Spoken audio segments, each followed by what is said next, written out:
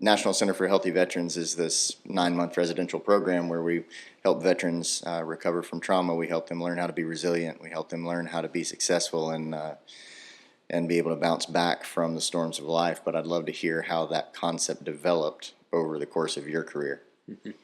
Yeah, good. Want to dive in now? You bet.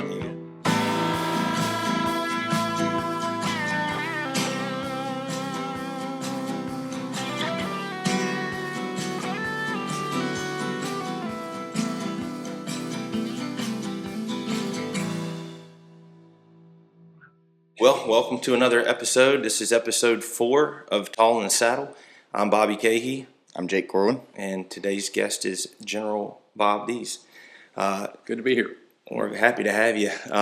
Couple points of business. We are still fundraising for the Spirit of Virginia Arena, which was what we're sitting in right now, where this podcast studio takes place at here at National Center for Healthy Veterans in Valor Farms. Our brick campaign and our banner campaign are still very much active, and we would love for the community to get involved with that. Awesome opportunity to honor a veteran or family or loved one with a brick in our patio between our barn and our arena, and also the banner campaign for local businesses to get involved with. And we are still decorating this room, so be patient as we dress this facility up. But we're blessed to have it and blessed to have our guest, General Dees, with us today. So I'm going to do the normal thing and kick it to Jake Corwin and let him introduce our guest. He's done it a time or two in public, so I'm going to let him introduce our guest today, and we'll get into it.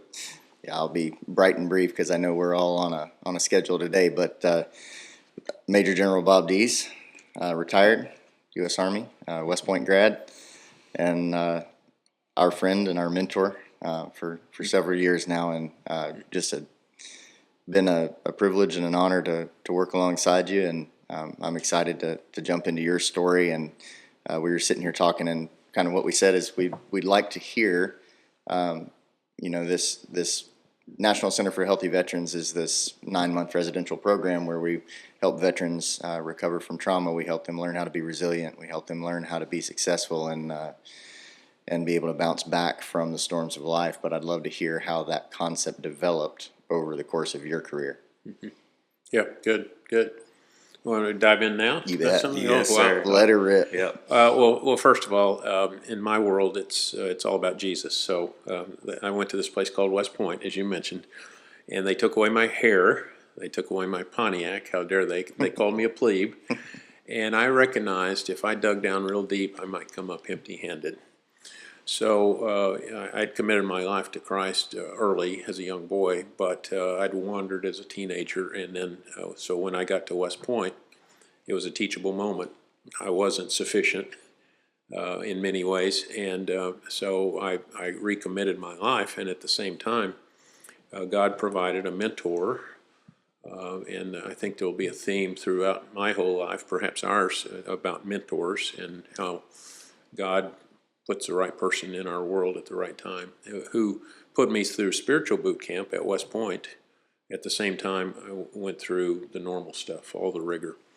And that changed my life. It also shaped my girlfriend at the time, now my bride, Kathleen, of 52 years. And when I left West Point, I was a guided missile. I really was lit spiritually. And I saw my calling clearly as being an ambassador for Christ in the U.S. military, an ambassador in uniform. And so that's the way we started off. And so from that point forward, we have navigated a lot of different ministry opportunities, different venues, church, parachurch, all sorts of different organizations with different focus. And then, 31 years, a lot of great life experiences, some of them hard, some of them not so hard, a lot of lessons learned. There's at the death of Martin Luther King, Robert F. Kennedy, gave a little impromptu talk. Mm-hmm. And he talks about a quote from Aeschylus, and I don't have it, it's in the book Resilient Leaders. Chapter 4, which talks about wisdom, but it talks about how drop by drop pain falls upon our hearts and creates a fearful wisdom in all of us. And so the life experiences that we experience and that we observe others experience are really an important source of wisdom in our life. And, we use around here at National Center the pain into purpose and no pain, no gain, and yesterday was your easiest day, and all these military sayings, but it's really true. In James 1, it says, "Dear friends, is your life full of difficulties and temptations? Then be happy." Now, that's pretty ironic. I'm supposed to be happy when the sky's falling down. Then be happy for when the way is rough, because when your patience has a chance to grow, then you will be strong in character, full and complete. And so I think that's an important basis that I wanted to lay out first, because I was with a friend in Washington, D.C. I was on an internship in Washington, D.C., a guy named Jim Meredith. He's still living, just a real mountain of a man. He was always involved in ministry, very effective, speaking, night and day and all these things. And I said, "Well, how do you do this, Jim? How do you do all this ministry?" And he said, and he wasn't egotistical, he said, "I don't do ministry." He said, "I am ministry." Because of who he was in Christ. He was this so relational and incarnational that every encounter he had was a God moment. And sometimes he didn't know it, but it was in other people's lives. It certainly was for me, and he mentored me in lots of ways. That's a really interesting concept, because in the cowboy world, we have this statement that you hear a lot of: "It's not a job, it's a lifestyle." Oh, yeah. Good. Because it's 24/7. You never have a day off. You never have a time when you're off the clock and you can't just say no. Right. Cows are out. Cows need fed. Doesn't matter. You go. And I think it's the same way with ministry. If you're truly committed to that, then you don't have a day off. When the call comes, you go. Yeah. And even, you have this unique adrenaline when you're really operating your gifting and your calling. You even take joy when you get these conundrums. When the cows are out. I know you had fun gathering cattle here recently. We won't talk about that. I hear you. Sore subject. Too soon. Oh, too soon. That's funny. No, but like you were saying too with the mentor deal, God's really shown me in this profession or challenge in my life, stage in my life working here. I was praying hard about how can I be more of an impact in men's lives around me, younger men, whatever, it doesn't matter. And God's shown me here how much your testimony, how much getting up and living for Him, even when it hurts or when it's hard. When one of our guys will come up to us and be like, in the word of the day the other day at lunch and say, we see y'all live this out every day, and it's not perfect, but we see you doing it. That makes the difference for us, because some of these guys have always been told, just do better. And like we teach in resilience, there's a supernatural component to bouncing back higher that, or recovering or whatever that you can't produce on your own. Right. And when you see someone handling something difficult or out of their scope, and you're like, how are they able to do that? That's when your testimony shows up, and you can really impact someone, because that speaks. That cashes the check, right? And that's been really neat for me to be a part of here personally in these guys' lives. So that mentorship is huge. Yeah. Let me shift back to the central question you asked about how did we get here, and a question that's been very useful for me over my whole life is. And it has to do with calling, or some people, some of your audience, I don't know if they're followers of Christ or whatever, but purpose, whatever vernacular we use, it's awful important. We got to have a why. Okay, and so this is sort of about the why. I often ask, can I do whatever is in front of me? Can I do this uniquely and excellently, to capture that word? Or can somebody do it just as well? And does God have something separate for me to do that is even more in my giftings, my purpose, my calling? That's frankly the question I asked myself when I retired, is And I came to the conclusion that God had more for me than I had a wonderful career in the Army, more for me than that. And that I looked to my right and left, very talented peers, fellow general officers and all that. I knew they could probably do about what I was going to do in the military.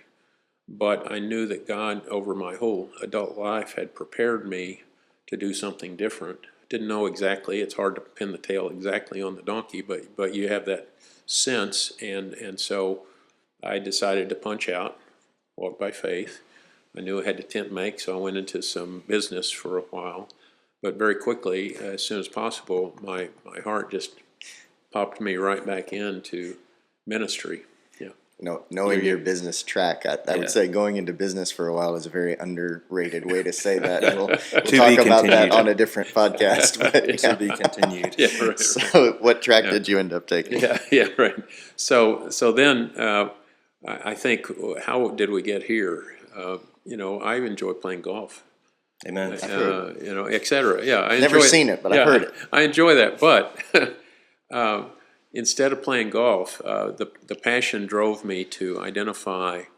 I've been wandering in the military carrying ecosystem my whole adult life as a military professional, but then after the fact, with all sorts of and the whole time I was in uniform, I was serving on boards of directors of organizations, people taking care of veterans kids, veteran families, all that. So I had a pretty good understanding of the whole ecosystem. And then when I had the option after I got out, I recognized, I didn't think that we were filling all the gaps. There were good organizations doing good things, but I didn't see this holistic integration and this intentionality to help the toughest of the tough, the challenges in veterans' lives, to help them get better. I saw us helping people with performance enhancement. I mean, that's great. Veterans that can run faster than they did before, and that they really improve and do great, or do great in business. All that's goodness. But that's not where I felt like I was needed. I felt like I was needed to fill the gaps and to figure out how we tackle the hard cases of people that have great potential. They've been body slammed for various reasons in combat or sometimes before combat, and all the different cases we see here at the National Center. But somebody needed to help them, and that wasn't happening. And then, as you all know, you've heard some stories I tell about personal encounters with suicide. And so I recognize that when I went to Bill Gates, to refer downstream, he said, "Why are you resigning from Microsoft?" I said, "My peeps are killing themselves." And so that was deeply burned in me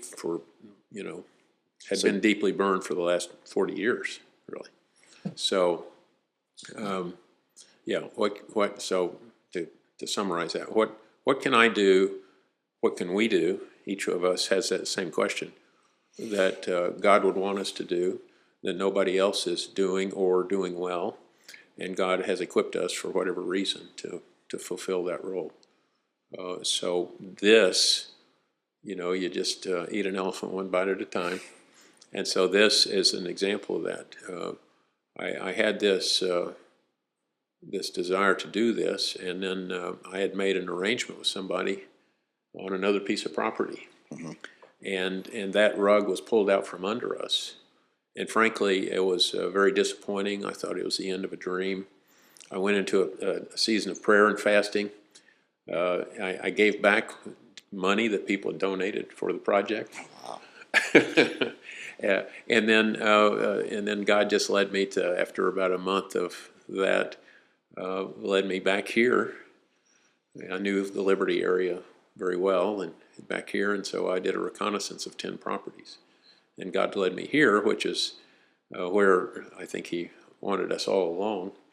And then that person that we had the false start with was the very one that helped us start the project here. And so there's all sorts of lessons. I don't want to dive deep in all of this, but it's just really been a rich, meaningful experience of a lot of lessons learned, some tough, some easy. But so here we are, one step at a time, one bite of the elephant at a time. Yeah. Yeah. What about the concept of, you touched on the holistic wraparound services, kind of what we do here. We help physically, mentally, spiritually, emotionally, relationally.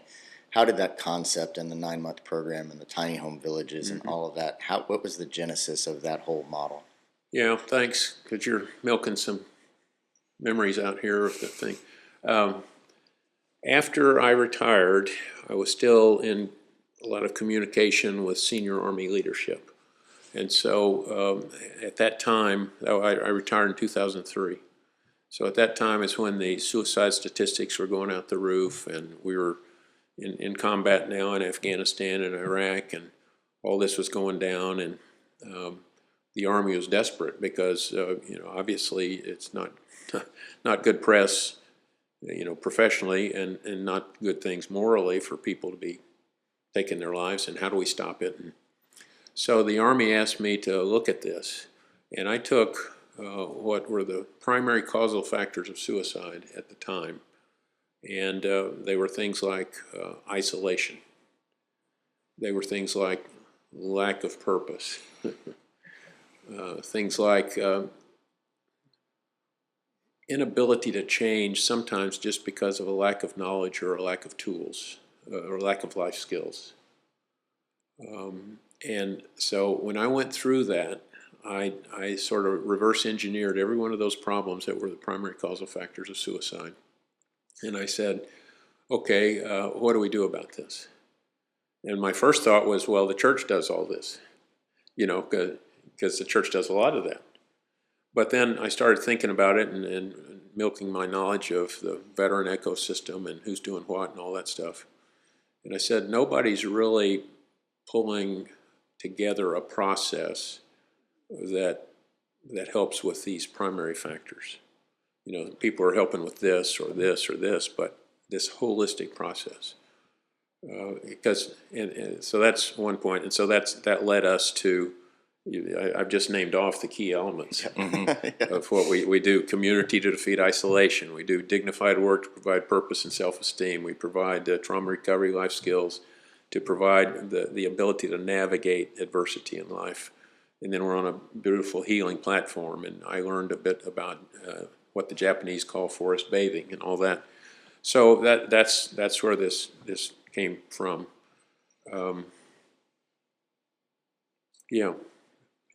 And then a great chief of staff of the Army, Dennis Reimer, was another one of my mentors.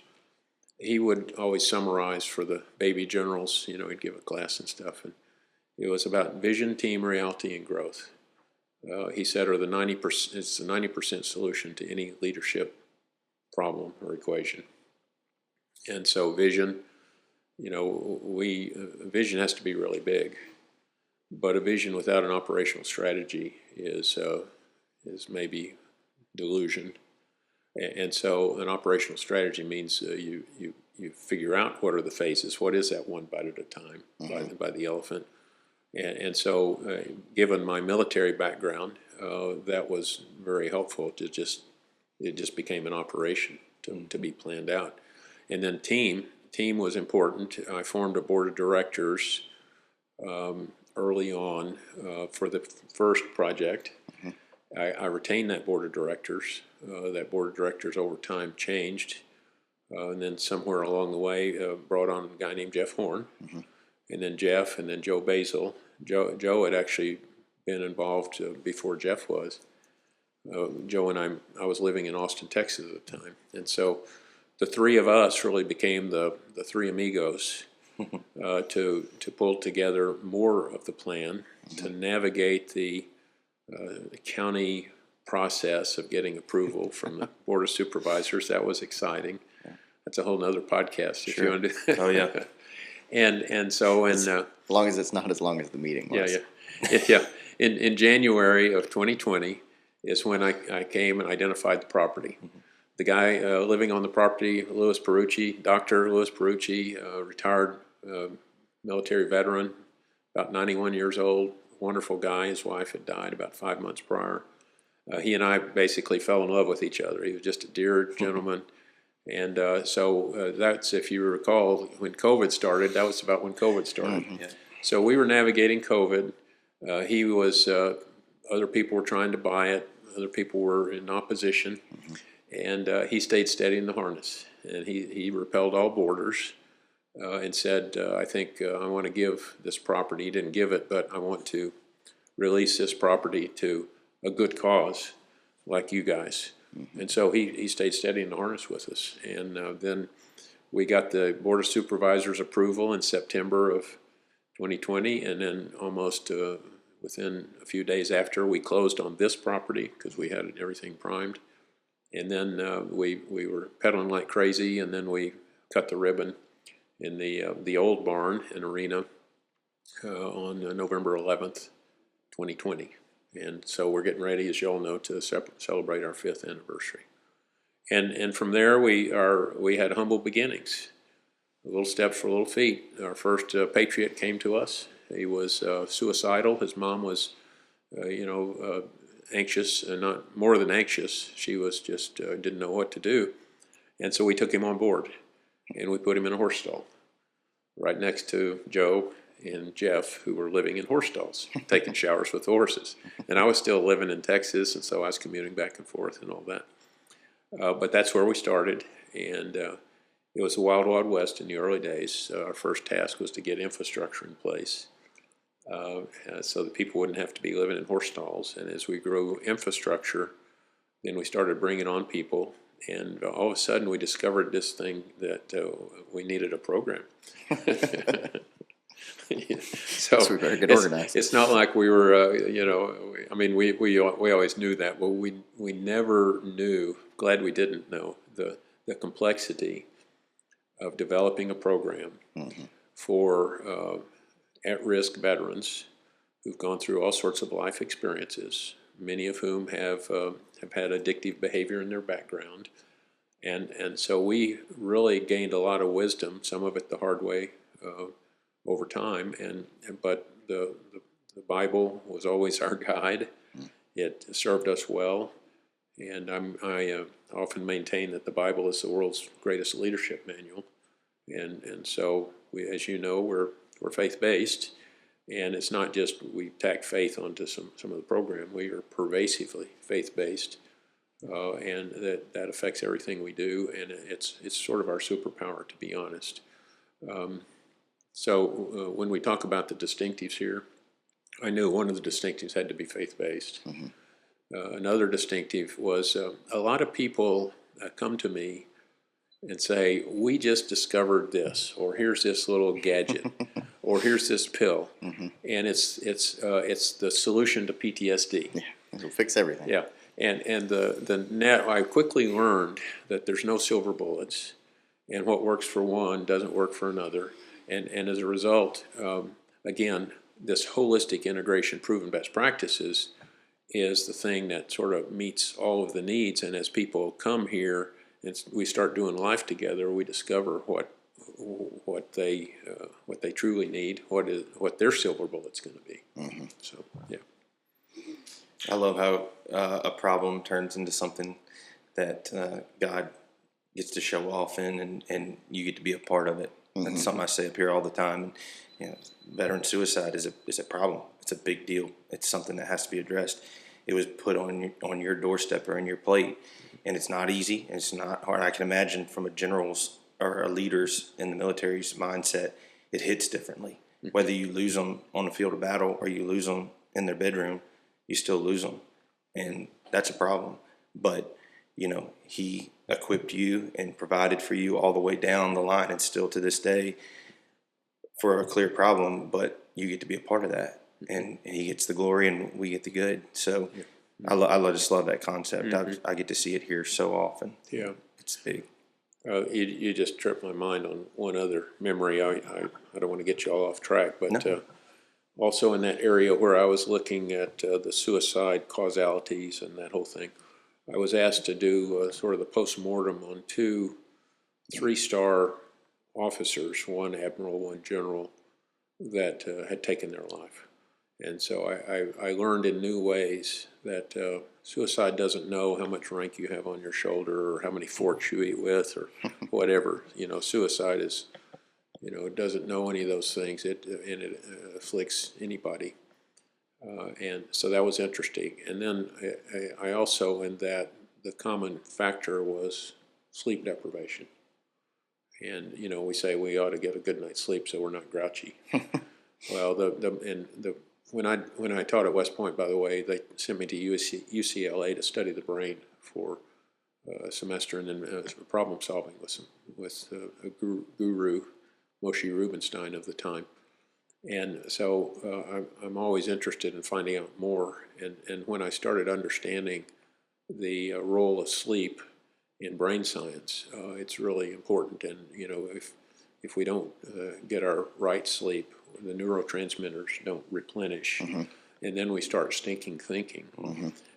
So we have, if we're subject to chronic sleep deprivation because we work too hard, we don't rest enough, we don't engage in self-care, chronically that makes us vulnerable. But then when these fellows, before they took their lives, it was acute sleep deprivation, which meant they almost weren't sleeping at all.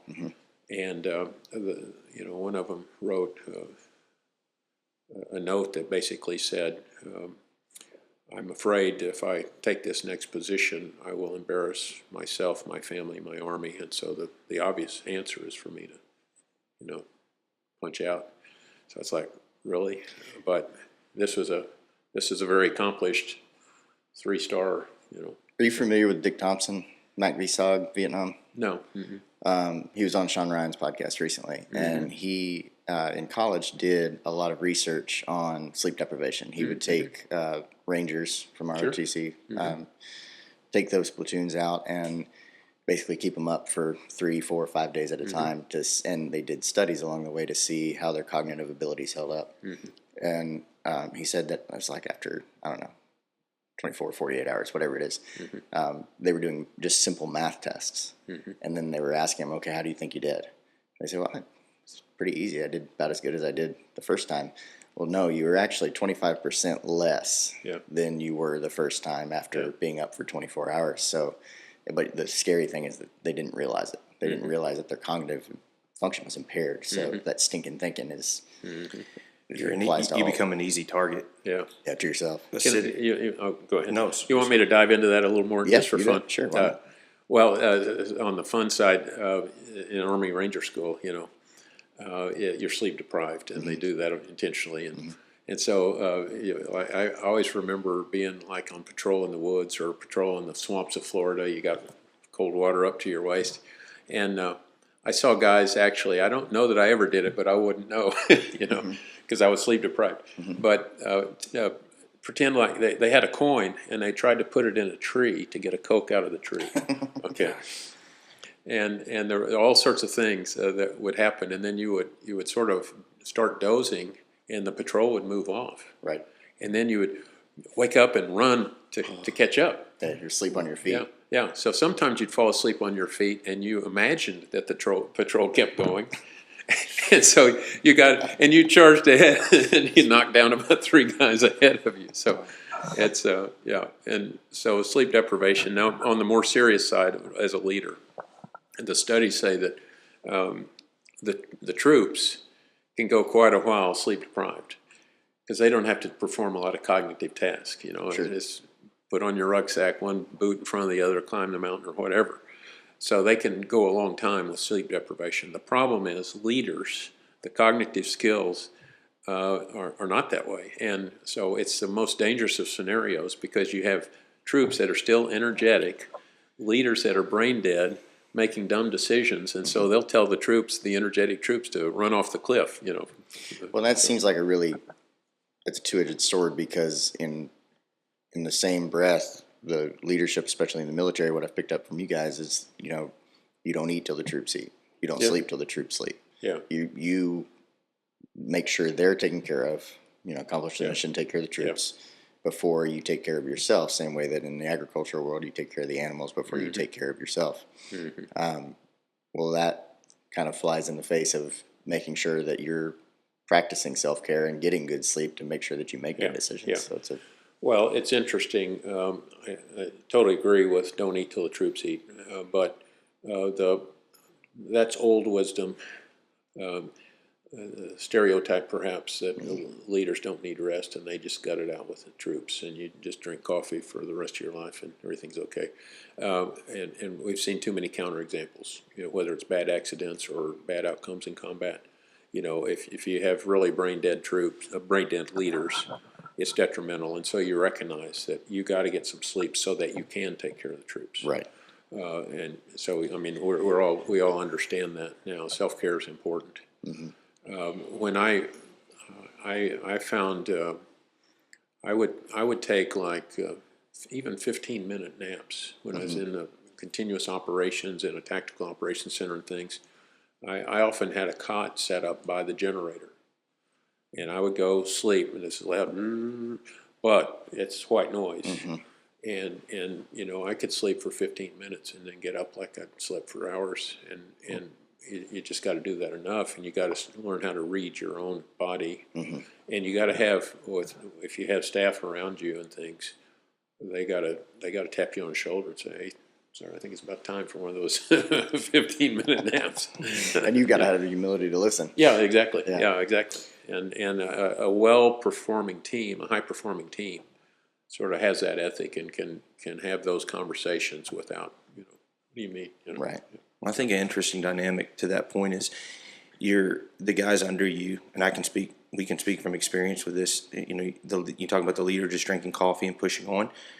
The people under you are watching you, and you're setting an example. And especially if you're a leader that people want to follow, well, in my mind, I'm going to be like, well, that's probably what I need to be doing. It's just drinking coffee and pushing through. Yep. And well, there's probably a time for that, but I also need to see you making the right decision, healthy decisions, so that I can emulate that and follow that. And that's detrimental if you're living a lifestyle that doesn't promote healthiness for me. And that's hard sometimes because you're stuck between two, or performance and showing somebody what they're supposed to do. So, a different way to think about it, maybe. I think it's probably something that you have to. It's very individual. I've seen a lot of people and fallen into the trap myself in the past of seeing people perform at a certain level, like they only sleep this many hours a night, or they only do this. And over time with training, I'm sure most people could get to that level. But for me, I've found that trying to live in somebody else's shoes in that way is detrimental, and it causes me to lose functionality and to lose effectiveness as a leader, as a as a employee or whatever, as a friend, as a husband, as a person. But when I talk about self-care with groups and leaders of various types, I always talk about disciplines of replenishment and well of courage. You've heard that term before, and we all have a well of courage, and it's constantly being depleted. And so the question is, how do we replenish it? What does that look like? And just as in the premise that I made earlier, that we're all different, we respond to different stimuli for PTSD or whatever. Same is true with us as leaders. Some of us do well to go out and take a run. It's the way to. Some of us do well to go out and fish, or do nothing, or read a book, or listen to music. do push-ups during political debates. Yeah, that's right. There you go. That's right. Some of us, we all have different means, and it's important in terms of self-care to understand what our disciplines of replenishment are, and how we really pull that off. Because, it's part of being of leading with excellence. You've mentioned that several times, Jake. But if you're going to do that over time, it says, "Don't grow weary in well-doing" in the scriptures. So what does that look like? And it looks like you got to recoil the spring, refill the well, whatever metaphor you want to use. You never know what's coming next. I was in Liberia teaching resilience to some of the heads of cabinets of Liberian government, police, fire, all these different ones. And since I was there, I've done quite a bit of work with Samaritan's Purse. And they asked me to go in Monrovia, Liberia, which is where the headquarters of Samaritan's Purse for West Africa are, at a place called Elwa Hospital. And so I went over there, and we were teaching, and I was just talking about resilience in general, and I saw a lady in the audience, and there was a big alligator tear going down her cheek. What's this about? And then she started crying, and so she said, "Well, I see that I've flown myself into the ground, and I don't think I'm any good to anyone." And she was just, and then I started saying, "Well, anybody else feel that way?" And there were quite a few in that room and so we sort of shifted gears. I mean, I was going to get to self-care, but These were the cabinet leaders? no, I'm sorry. Yeah, I probably was confusing there. I'd been teaching normal classes of cabinet This leaders. was Samaritan's So when I Purse. went to Samaritan's Purse Okay. for this impromptu on resilience and things, and I talked to Samaritan's Purse people before, so I sort of had a feel for what made sense to them. So when we encountered that, we shifted gears to self-care as the priority. We started talking about that and this and so forth. Well, as it turned out, that team was the team that 3 months later faced Ebola. And you've seen the movie Out of Darkness. Some of them died. Some of them just performed magnificently. It's just incredibly powerful. But so God, I guess, ahead of time, recognized the need. We were able to help them refill their wells of courage at a critical time. And the point is, you never know what's coming. So you don't want to be running on empty unless you absolutely have to. It's not a crisis. You shouldn't be on empty. And when I refer to coiling the spring, a spring is potential energy. If it's out like this, not much more oomph left.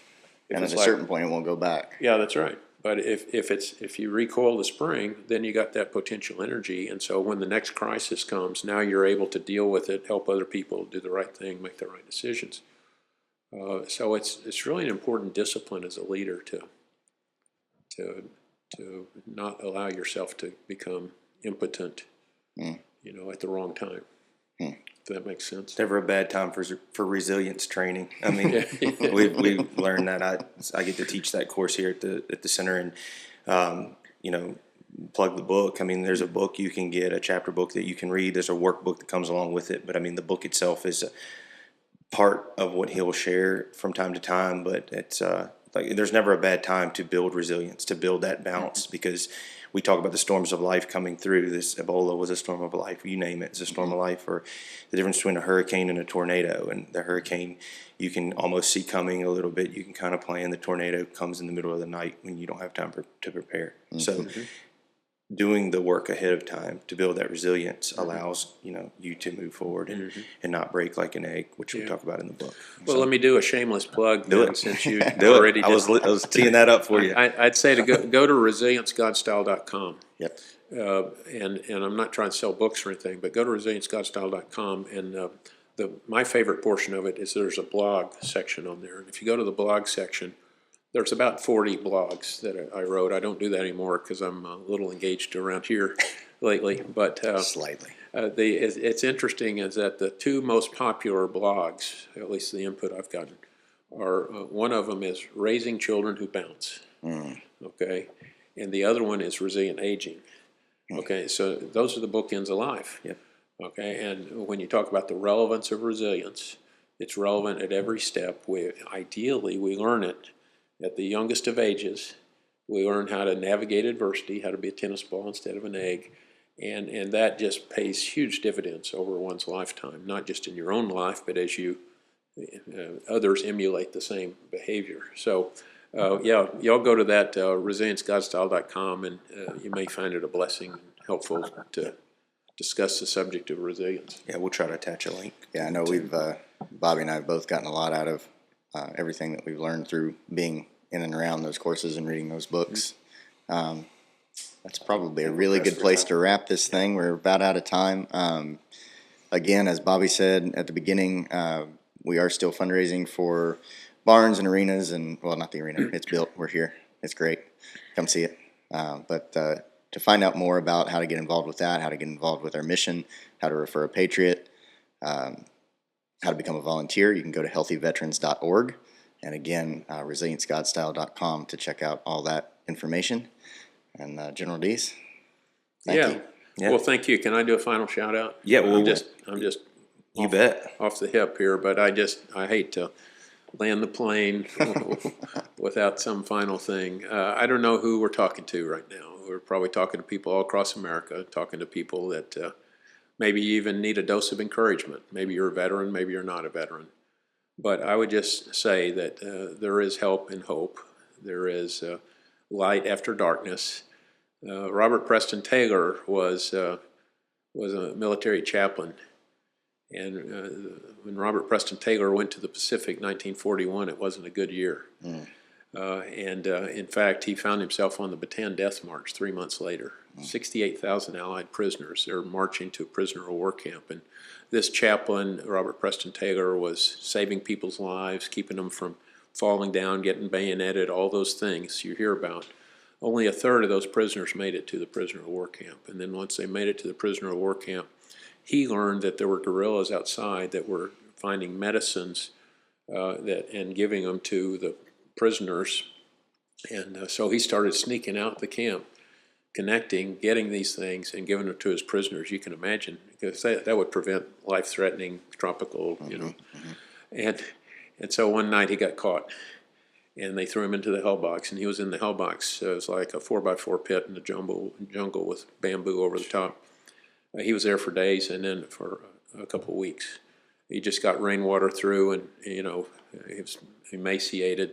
One day they pulled the roof off. He was blinded by the light, and his fellow prisoners pulled him up by his armpits.